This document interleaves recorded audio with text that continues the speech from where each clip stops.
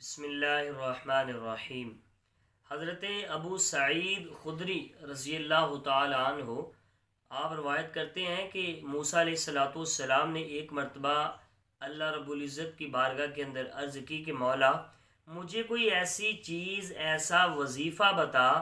ایسا وظیفہ عطا فرما کہ جس کے ساتھ میں تجھے یاد کرتا رہوں، تو یا دعا کیا کروں یا تیری بارگاہ کے اندر التجا کیا کروں۔ تو اللہ رب العزت کی ذات نے ارشاد فرمایا موسیٰ لا الہ الا اللہ پڑھا کرو۔ تو موسیٰ علیہ السلام نے عرض کی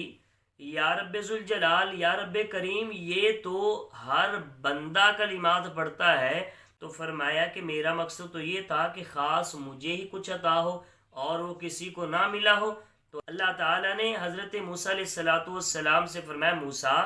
یہ جو میں نے تجھے کلمات بتائے ہیں، فرمایا کہ پیارے موسیٰ اگر ساتوں آسمان اور جو کچھ ساتوں آسمانوں کے اندر ہے میرے سوا، اور ساتوں زمینیں اور جو کچھ زمینوں کے اندر ہے، فرمایا کہ ایک پلڑے میں رکھ دیے جائیں اور دوسرے پلڑے میں لا الہ الا اللہ کے الفاظ رکھ دیے جائیں، تو فرمایا ترازو کا وہ پلڑا بھاری ہوگا جس کے اندر یہ کلمات لا الہ الا اللہ رکھے جائیں گے۔ تو فرمایا کہ لا الہ الا اللہ پڑھا کرو، یہ مجھے زیادہ پسند ہے۔ حضور والا